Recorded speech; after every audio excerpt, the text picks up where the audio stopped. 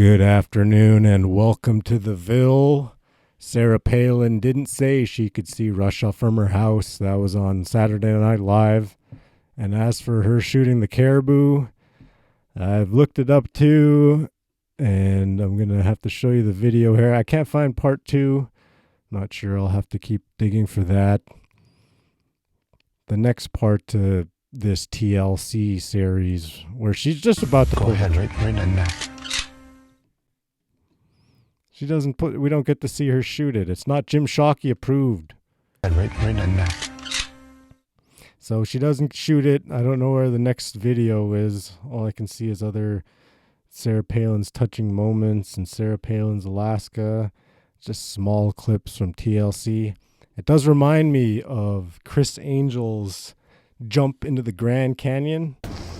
To prove that I'm not using any camera tricks whatsoever to accomplish this, we're going to show you a continuous shot of the helicopter hovering over the ramp of the empty cage. That shot will never cut and will not go off screen until I'm safely in the cage or at the bottom of the canyon. I want you to see that this is me. It's not a double, it's not a twin. Not a twin. How do we know if we're talking to you and we're convinced that it's you, then how do we know you're not a twin? And you're going to say continuous shot. Yeah, people running in the front of it. Everything becomes suspect with this guy. I seen him float above the Luxor. He was floating around hardware buildings and looked like garage buildings. And he got busted with cutscenes floating above those buildings. You ain't floating above anything. Helicopters in place. Glenn, I'm set. Chris, very windy up here. I'm trying to keep it as steady as I can. The really clear audio. It's really windy up here. Should go. I want you to go, Michael. Get a continuous shot.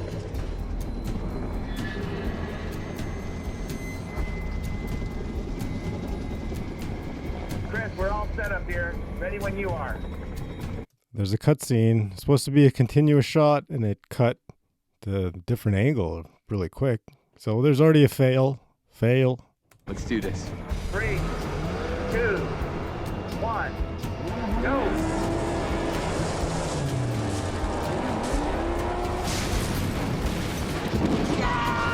So you had 3 camera angles. One goes away once the fireball goes off. You don't see any vehicle. So the vehicle disintegrated also. You would still see the vehicle in the bigger shot, not the small one on the side. So the vehicle disappeared, and he's in the cage. He's in the cell. It's laughable.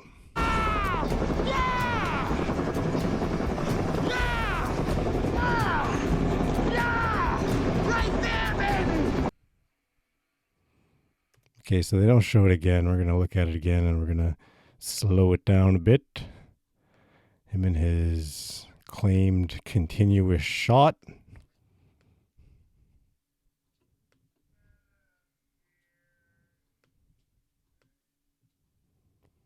Turn the volume down because I don't want to hear that.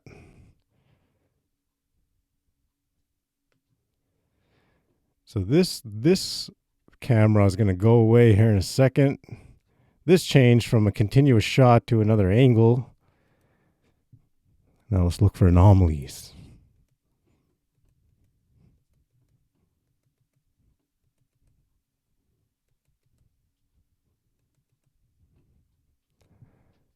All right, that looks pretty weird. It's very red. This camera's about to disappear. There it goes, it disappeared. Now, what is that right there? What is that? What is that? I feel like Gordon Ramsay's talking about some nasty food. What is that? Let's look at it again.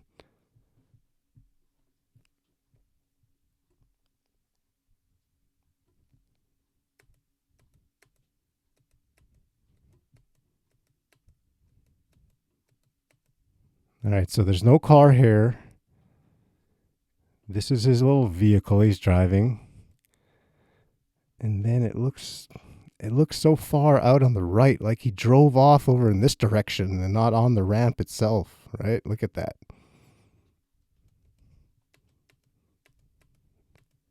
See, I don't even think he drove on the ramp. The ramp looks a lot closer.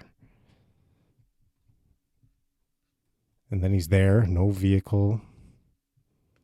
The whole camera gets covered up in fire. One more time. See if I could spot anything else.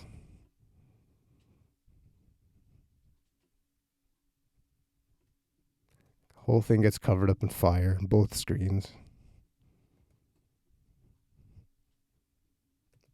And then no vehicle. The vehicle will still be there. Did the vehicle disappear too? Did it disintegrate? Because it's not there. There's this here. There's like 3 lines there that are shooting out like smoke. Some of this fire is burning up.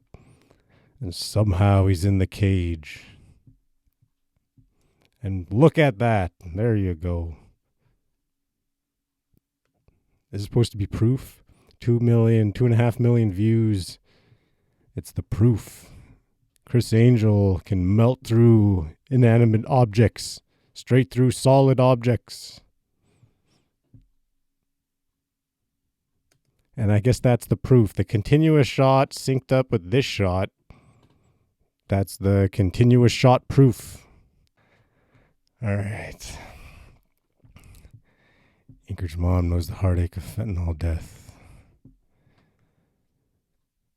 You ever see the fentanyl OD where the officer falls over and the guy thinks it's fake? Not fake, psychosis. He thinks that the officer's falling over due to contact is not true. It's not really contact, it's psychosis. They're so wound up and scared already that they have a physical reaction to a mental thing.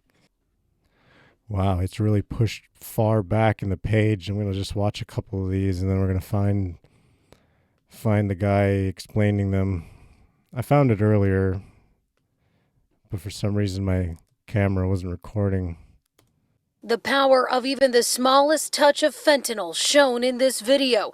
Watch as a Bartlesville police officer wearing protective gloves is packing up drug evidence believed to be laced with fentanyl when he slowly starts to collapse. Becoming ill, lightheaded, and actually basically passed out or fell. Seconds later, a rush of officers coming to the rescue. I don't know what would have happened had they not acted so quickly. Sergeant Jim Waring says officers quickly gave him Narcan, which is believed to have saved his life. Police say this is the first time they've had to deal with something like this, where they had to give one of their own officers Narcan. All right, here it is right here. It pops up on the right. A deputy falls over, believed to be fentanyl. Hey guys, my name's Sam and welcome to Prep Medic. In this week's video, I want to talk about some of the myths surrounding incidental exposure of fentanyl.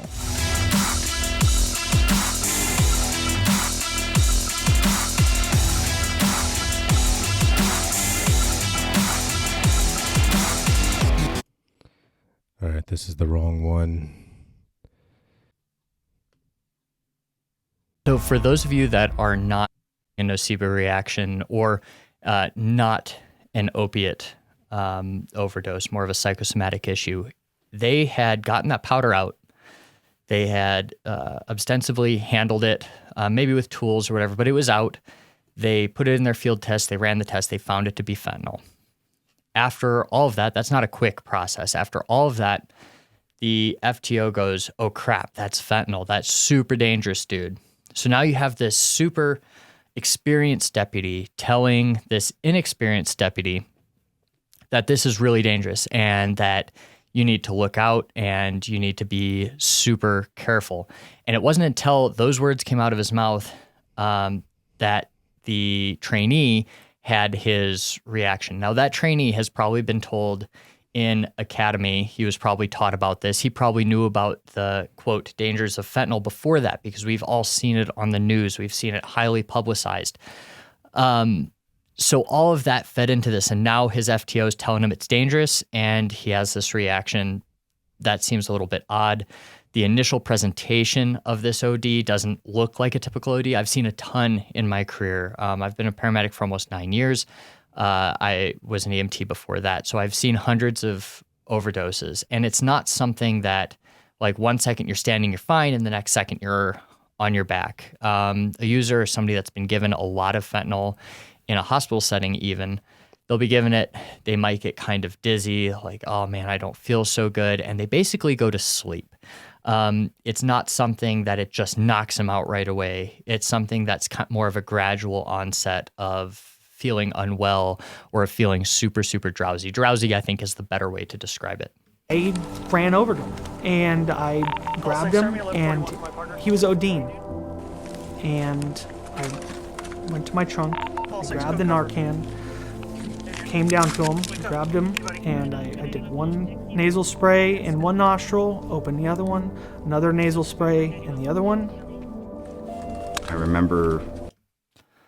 So he took 2 of those nasal sprays of Narcan, and he administered to the trainee. So one thing to note here is that the breathing difficulty that's experienced in an overdose, it's not sudden onset. This is something somebody just stops caring. They stop breathing.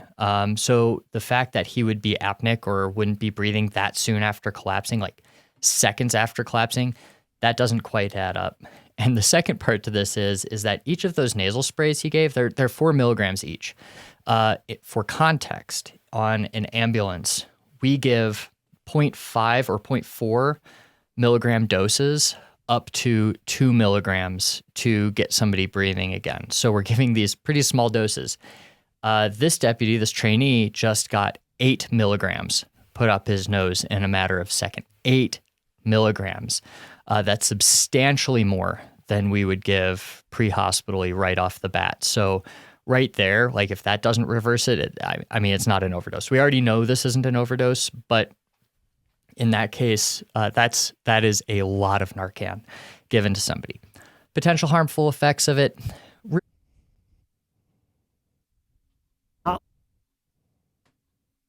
Let him go.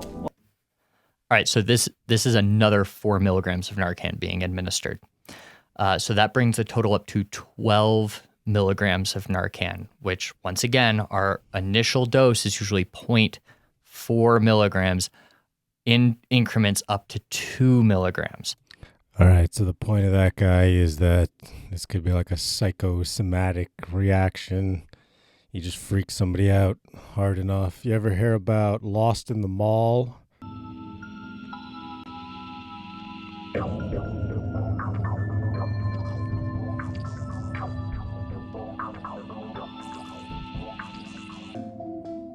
In her challenge to the idea of repressed memory, Elizabeth Loftus set out to demonstrate experimentally how false memories could be implanted in some people. This came to be known as the lost in the mal technique from the first study that involved trying to plant false childhood memories in 24 participants.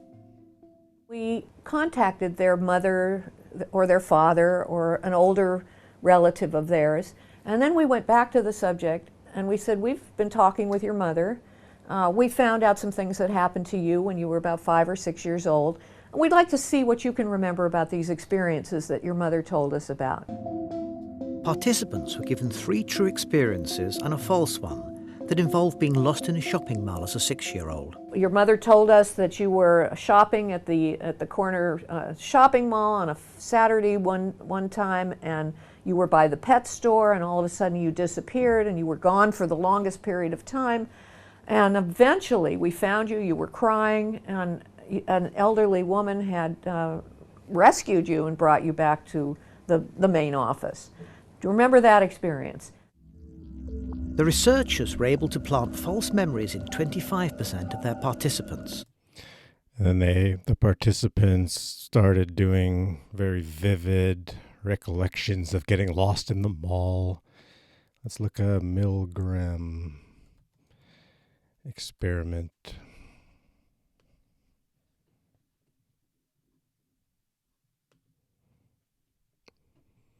So those, the police one and the lost in the mall, it's kind of like suggestion, the power of suggestion on your mind. And the Milgram experiment is more of the authority figure. The scientist tells the subject to push the button every time the student gets the answer wrong, which is like all the time. And a good amount of them keep pushing the button until they deliver the fatal dose that they believe, because the scientist said it was okay. Everybody signed waivers, right? Everybody got the waivers.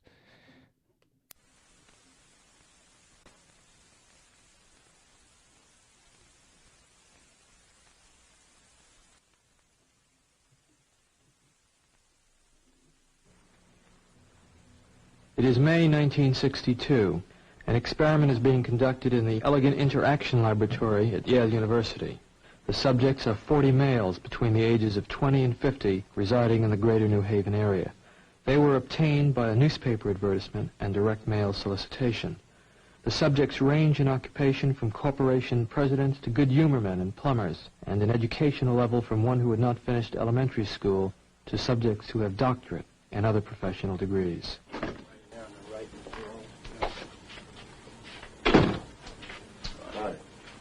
Seat right here. Now, both of you have been paid, so let me sit right down. So let me say that the checks are yours simply for showing up at the lab. And from this point on, no matter what happens, the money is yours. I should like to tell both of you a little about the memory project. Psychologists have developed several theories to explain how people learn various types of material. Some of the better-known theories are treated in the book over there, The Teaching and Learning Process by Cantor. One theory is that people learn things correctly whenever they get punished for making a mistake. A common application of this theory would be when parents spank a child if he does something wrong. But actually, we know very little about the effect of punishment on learning because almost no truly scientific studies have been made of it in human beings. For instance, we don't know how much punishment is best for learning. And we don't know how much difference it makes as to who's giving the punishment, whether an adult learns best from an older or a younger person himself, or many things of this sort. So what we're doing in the project is bringing together a number of adults of different occupations and ages, and we're asking some of them to be teachers and some to be learners. We want to find out just what effect different people have on each other as teachers and learners, and also what effect punishment will have on learning in this situation. Therefore, I'm going to ask one of you to be the teacher here this afternoon, and the other to be the learner.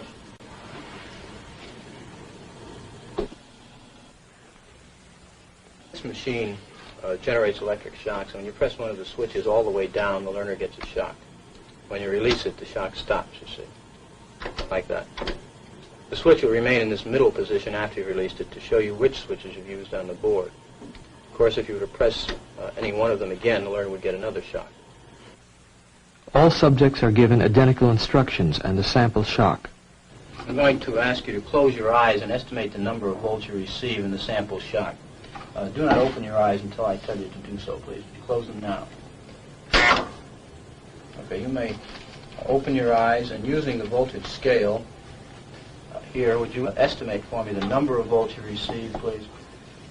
You may also use the verbal designation, slight, moderate, strong, so forth, to help you. Say a number, please. Would you? About 75. 75. No, actually, it was 45 here. Although it may have seemed stronger because of the electrode paste, which provides a perfect contact. All right, let's go on to our instructions. We will begin with this test. You will read each pair of words in this list once to the learner until you've read through the entire list. Direct your voice toward that microphone as the rooms are partially soundproof. After you've read through the list once, you will go on to the next page. And here, starting from line A, you'll read the word in large letters, along with each of the other words in the line. For example, in the first line you read blue, boy, girl, grass, hat. Now after you've read the four choices, the learner pushes one of the switches on the board in front of him, and the number he has selected will light up in this box, 1, 2, 3, or 4. Now if he gives the correct answer, you say correct and go on to the next line. The correct answer is underlined and is also indicated in the right margin. Yeah. If he were to indicate the wrong answer, you would say wrong.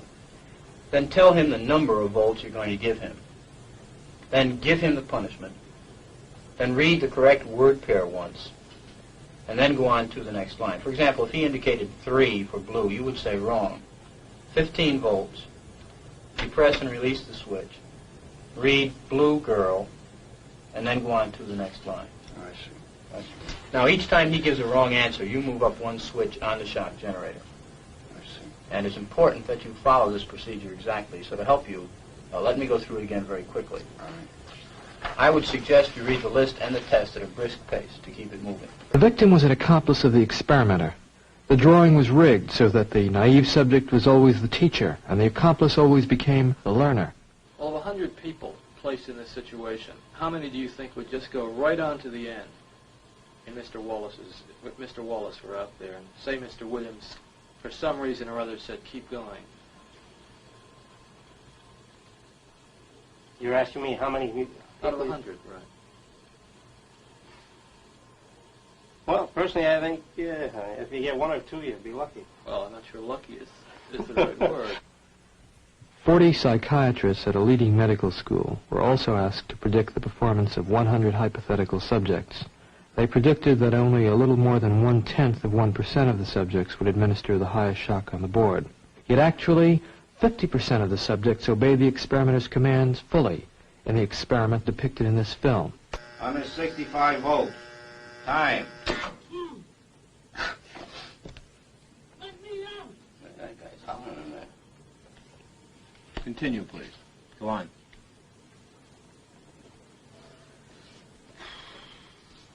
There's a lot of them here, you know. They love a heart condition there. You want me to go? Just continue, please.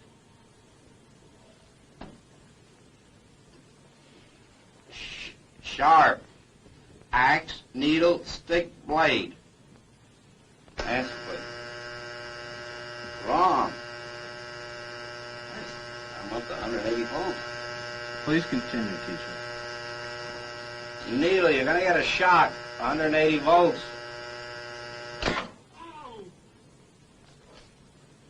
I can't stand the pain. Let me out of Can't stand it now. I'm not going to kill that man there. You hear him hollering there? He's As I said before, the shocks may be painful, but yeah, they're not dangerous. They're hollering. He can't stand it. What if something happens to him?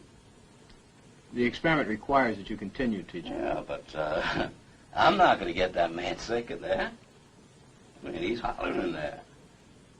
You know what I mean? Whether the learner likes it or not, we must go on until he's learned all the word pairs. I refuse to take the responsibility of getting hurt in there. I mean, he's in there hollering. It's absolutely essential that you continue, teacher. There's too many left here, and I mean, geez, he gets wrong here. There's too many of them left. I mean, who's going to take the responsibility if anything happens to that gentleman? I'm responsible for anything that happens here. Continue, please. All right, next one, slow. Wrong. Answer is neck. 300 volts. I absolutely refuse to answer anymore. Get me out of here. You can't hold me here. Get me out. Get me out of here. Continue. The next word is green, please. Green. Grass, hat, ink, apple.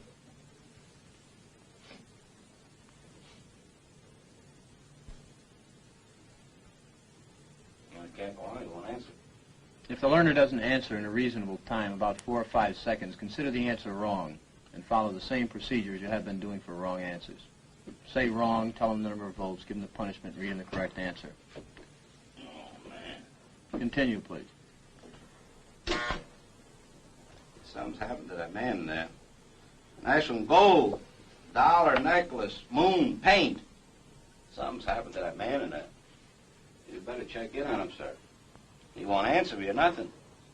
Please continue. Go on, please. You accept all the responsibility? The responsibility is mine, correct. Please go on. Grave, woman, soldier, dog, horse. Answer is woman, 450 volts. That's it.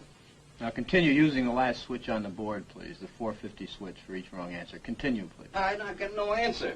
Please continue. The next word is white. Don't you think you should look in on him, please? Not once we've started the experiment. But what if something's happened to the man, had an attack or something there? The experiment requires that we continue. Go on, please. Don't the man's health mean anything? Whether the learner likes it or not, we But must... he might be dead in there. I mean, some people can't take this shock, sir. Please I continue. don't intend to be rude, but I mean, I think you should look in on him. Whether all you got to do is look at the door. If I don't get no answer, no noise, something I think has happened to the gentleman in there, sir. We must continue. Go on, please.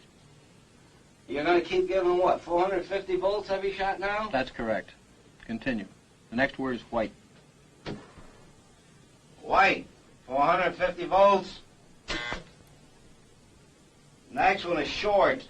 Sentence, movie, spurt, time. All right, excuse me, teacher. We'll have to discontinue the experiment. I'd like to ask you a few questions, if I may. How do you feel, though? I feel all right, but I don't like what's happened. That I fall in there. He's been howling, and we had to keep giving him shots. I didn't like that one bit. I mean, he wanted to get out, and he just kept going, kept throwing 450 volts. I didn't like that. He wouldn't even look at on that gentleman. Well, who was actually pushing the switch? I was. But he kept insisting. I told him no, but he said, "He got to keep going." I told him it's time we stopped when we got up to 195, 210 volts. Well, why didn't you just stop? He wouldn't let me. I wanted to stop. Many people, not knowing much about the experiment, claim that subjects who go to the end of the board are sadistic. Nothing could be more foolish as an overall characterization of these persons. The context of their action must always be considered. The individual, upon entering the laboratory, becomes integrated into a situation that carries its own momentum. The results, as I observe them in the laboratory, are disturbing. They raise the possibility that human nature cannot be counted on to insulate men from brutality and inhumane treatment at the direction of malevolent authority. A substantial proportion of people do what they are told to do, irrespective of the content of the act and without limitations of conscience, so long as they perceive that the command comes from a legitimate authority. We got to be the ones that don't flip the switch. Next thing I'm going to look at is the Stanford prison experiment.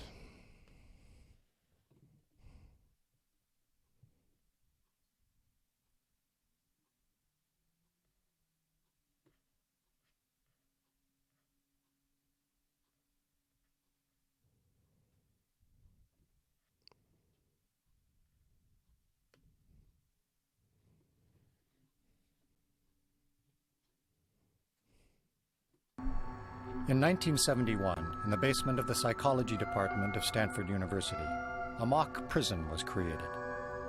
It rivaled all social psychology experiments in controversy. Shortly after I finished this Stanford prison study, Milgram embraced me and said, "I'm so happy that you did this." He said, because now you can take off some of the heat that he's had to bear alone of having done the most unethical study. There were a set of social psychological variables that can make ordinary people do things they never could imagine doing. I think he and everybody else who came down into that situation got caught up into that situation. And the sense that this was an experiment, that began to fade away. It became just life. We frankly didn't anticipate what was going to happen. We tried to really test the power of the environment to change and transform otherwise normal people, much as Milgram had changed or transformed otherwise normal people in an obedience situation. We wanted to do it in a prison-like situation. Over 70 men volunteered for Zimbardo's experiment. And they completed a battery of psychological tests.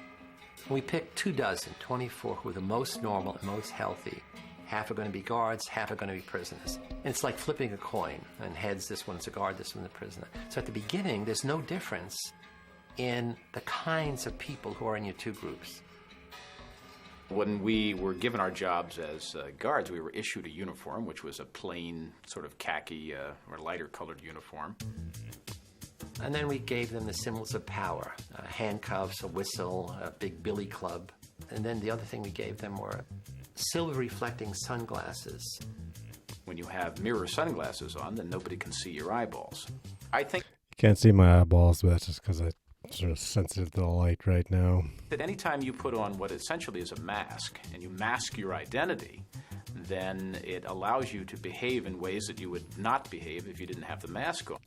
Well, long story short, within a day, they start freaking out and the prisoners start going nuts on them and they become authoritarians.